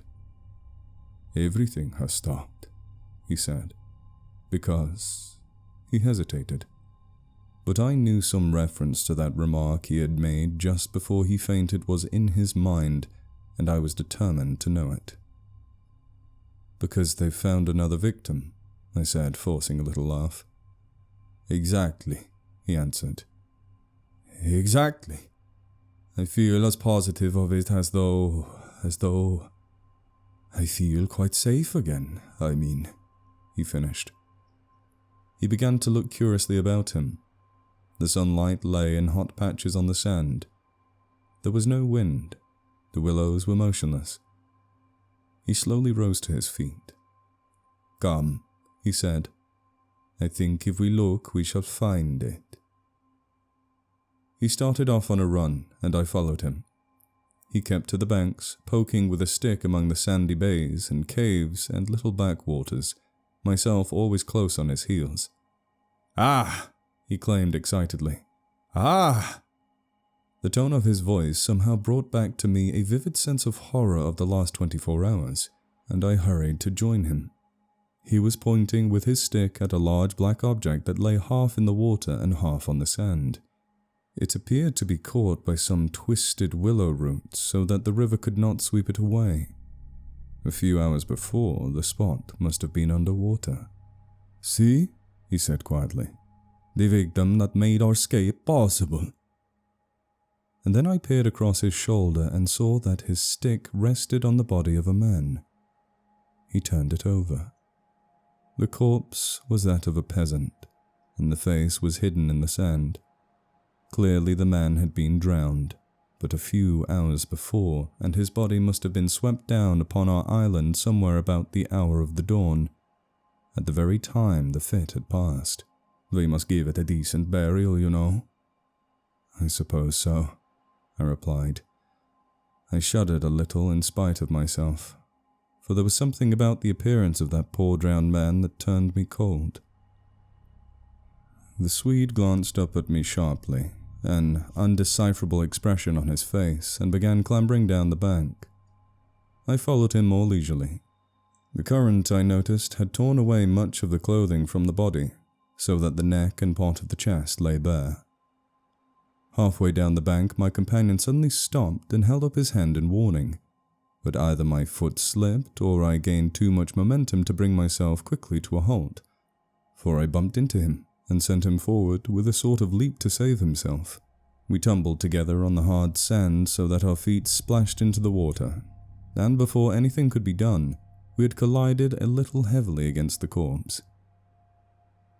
The Swede uttered a sharp cry, and I sprang back as if I had been shot. At the moment we touched the body, there rose from its surface the loud sound of humming, the sound of several hummings, which passed with a vast commotion, as of winged things in the air about us, and disappeared upwards into the sky, growing fainter and fainter till they finally ceased in the distance. It was exactly as though we had disturbed some living yet invisible creatures at work. My companion clutched me, and I think I clutched him. But before either of us had time properly to recover from the unexpected shock, we saw that a movement of the current was turning the corpse round so that it became released from the grip of the willow roots.